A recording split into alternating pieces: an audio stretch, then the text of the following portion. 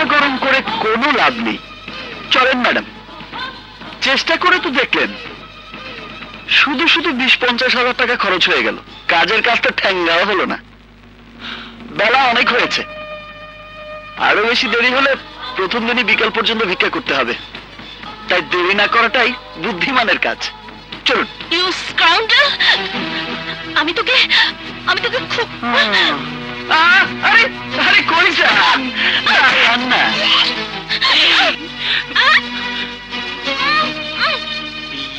আড়ালে কি হরে? মামুনি, মামুনি, তোর এই অবস্থা চেয়ে বিক্রি করেই ভালো। ম্যাডাম এখনো চলেন, না হলে ঘটনা কিন্তু সত্যি সত্যি ঘটে যাবে। আবার বুবুরে কই লিয়ে যায় আবার? আসেন।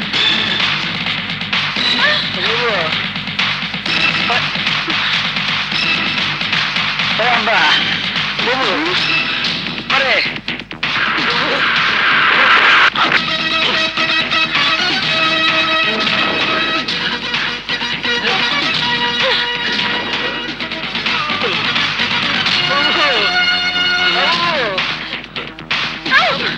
মা আরে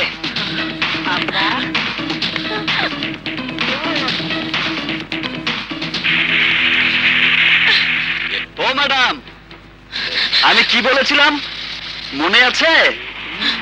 বলেছিলাম আপনার টাকার গরমটা মিথ্যে করে দেব।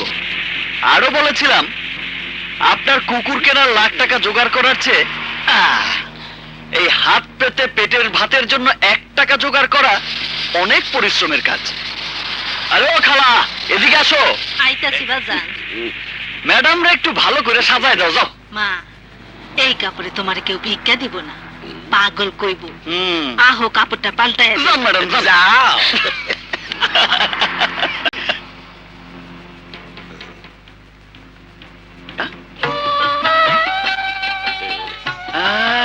আরে আল্লাহ, তোমার খুব মারেছে মালো, থালা ডালো। থালাটা ধরেন ম্যাডাম। আরে ধরেন ধরেন।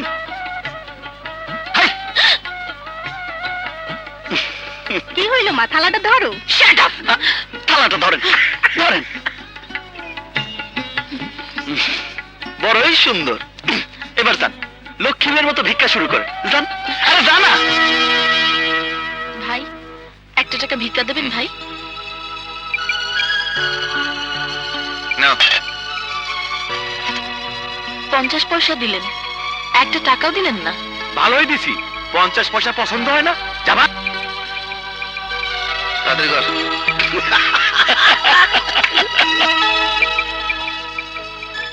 ভাই, আল্লাহর রাস্তায় 1 টাকা ভিক্ষা দেবেন? জিনিসটা তো খুব সুন্দর। না,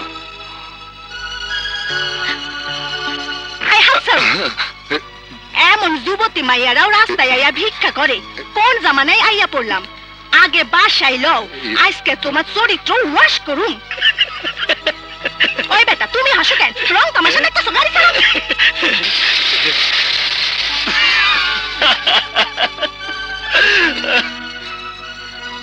চাচা, চাচা 1 টাকা দিবেন?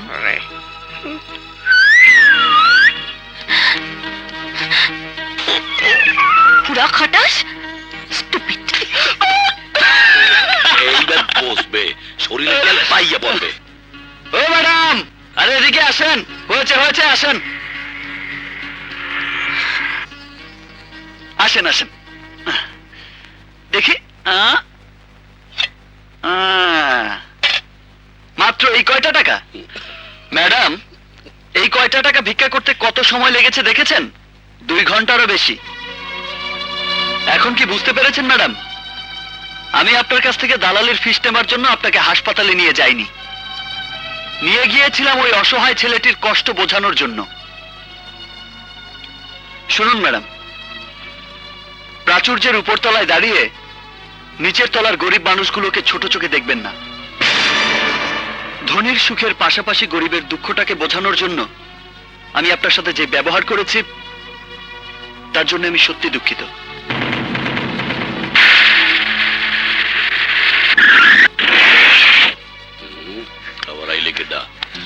মামুনি, মামুনি, আমি তোমাকে উদ্ধার করার জন্য সানিকে নিয়ে এসেছি।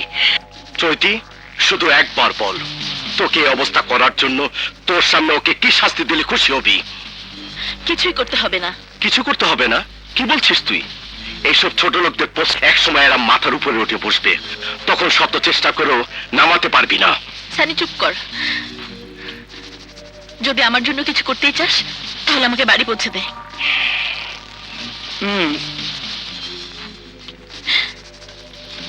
আমাকে নিয়ে চল।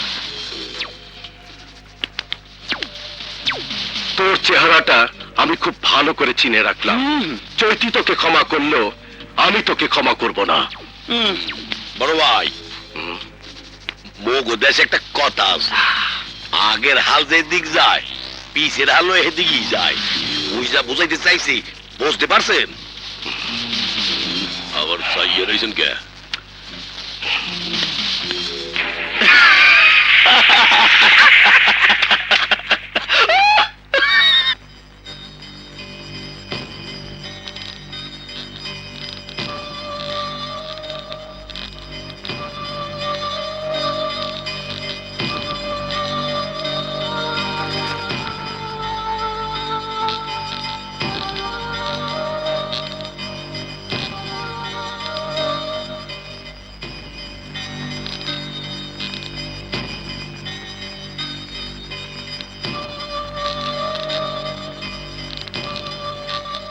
মোটেই ক্ষমা করা যাবে না। ওকে পুলিশ দিয়ে ধরতে হবে, আসামি করে আদালতে তুলতে হবে, কঠিন শাস্তির ব্যবস্থা করতে হবে। আমার বাবা উকিল ছিল, আমি জানি নারী নির্যাতন অপহরণের মামলা কম করে হলো 7 বছরের জেল। 60 বছরে? 7 বছর না, 7 বছর। 7 বছর কেন, ওর 7 দিনও জেল হোক, আমি তা চাই না। আমি বলি কি জানি, আমার মুখে আমার শত্রু সম্পর্কে কথা শুনে তোমরা কম বেশি সবাই অবাক হয়েছ। অবাক হওয়ার মতো কথা বললে অবাক হব না? আসলে তাই। এরপর যদি বলি ও শত্রু থেকে আমার বন্ধু হয়েছে, তাহলে নিশ্চয় আরো অবাক হবে, তাই না? তোকে আমি অনেকদিন ধরে চিনি, জানি তুই চৈতি চৌধুরী। এই অপমান তুই কোন রকমে হজম করতে পারিস না।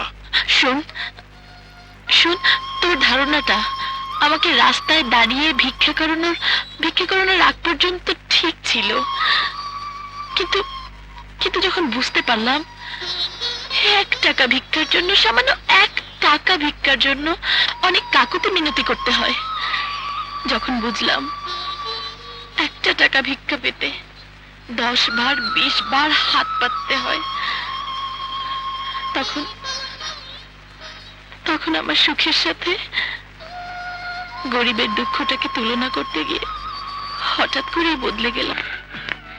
এই যে তোমাকে পেয়ে গেছি, বলো তুমি আমার ভাগ্নিটাকে কি করেছো? তুমি মনে করো না তোমাকে আমি ছেড়ে দেব? তোমার কারণে আমার ভাগ্নিটা পাগলামি শুরু করেছে। আমাদের ভালো মেয়েটাকে তুমি পাগল বানিয়ে দিয়েছো। কি যাতা বলছেন? আমি পাগল করেছি মানে? ও বিশ্বাস হচ্ছে না, না? মনে করেছো আমি তোমার সাথে ইয়ার্কি মারছি? চলো আমার সাথে, নিজের চোখে আমার ভাগ্নির পাগলামিটা দেখবে। আফা, আপনি খাইয়া লন, গতকাল থেকে আপনি 1 ফোঁটা পানিও খান নাই। চৈতি, মা বলছিলাম কি, চোরের উপর রাগ করে ভাত না খাওয়া কি ঠিক হচ্ছে? আমি চোরের উপর রাগ করছি না মামি, এবার আমি সব দিক দিয়ে নিজেকে বদলাতে চাই। তাই বলে অফিস ব্যবসা সবকিছু বাদ দিয়ে না খেয়ে খেয়ে তুই তো নিজের চেহারাটা কি করেছিস একবার আয়নায় চেয়ে দেখ। দেখো তোমার জন্য মেয়েটা মানসিক রোগী হয়ে গেছে। বলো তোমার কাছে কি অন্যায় করেছিল?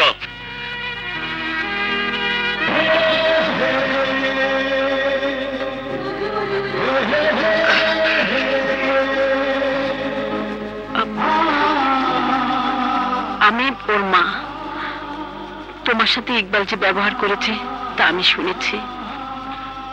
আমি তোমার মামার কথা শুনে বুঝতে পেরেছি তুমি মানসিকভাবে আঘাত পেয়েছো, তাই তো ইকবালকে নিয়ে এসেছি তোমার কাছে ক্ষমা চাইতে। তুমি ওকে ক্ষমা করে ছি, এ কি করছেন আপনি? মায়ের হাত হলো আশীর্বাদের হাত, এ হাত ক্ষমা চাইবার নয়। আমার মামার কথা বিশ্বাস করবার দরকার নেই। আমি বলছি, আপনার ছেলের সাথে প্রথম দেখা হওয়াটাই ছিল আমার জীবনের পরশপাথরের ছোঁয়া, যে পরশপাথরের স্পর্শে আমি নিজেকে বদলে ফেলেছি। সেই সন্তানের জন্য মাকে ক্ষমা চাইতে হয় না, বরং সেই সন্তানের অহংকারে অহংকার করতে হয়। তাই তো বলছি, এমন সন্তান যে গর্ভে ধারণ করে সে তো রত্নগর্ভা মা, সে মাকে পায়ে হাত দিয়ে সালাম দিতে হয়। বেঁচে থাকো মা।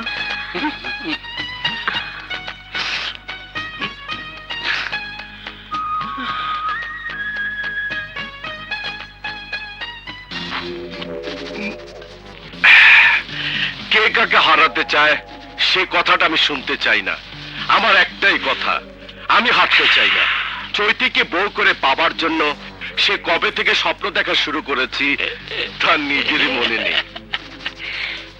তুমি যেমন চৈতিকে বউ করার স্বপ্ন দেখছো, ঠিক তেমনি তোমার কথা মতো আমিও চৈতির বাড়িটা পাওয়ার স্বপ্ন দেখছি। তাই তোমার স্বপ্ন মিথ্যা হওয়া মানে আমার স্বপ্ন মিথ্যে হওয়া। ভাগ্নে, এক কাজ করা যায় না? ওই ইকবালের চোখ দুটো অন্ধ করে দাও, যাতে তোমার স্বপ্নটা ও দেখতে না পায়। ওয়েট এন্ড সি মামা, ওয়েট এন্ড সি। সময় বুঝে আমি সব ব্যবস্থা নেব। চৈতি যদি ইকবালকে নিয়ে বেশি বাড়াবাড়ি করে তাহলে ইকবালকে এই পৃথিবী ছাড়তে হবে, আর চৈতি বউ সেজে আমার ঘরেই আসবে।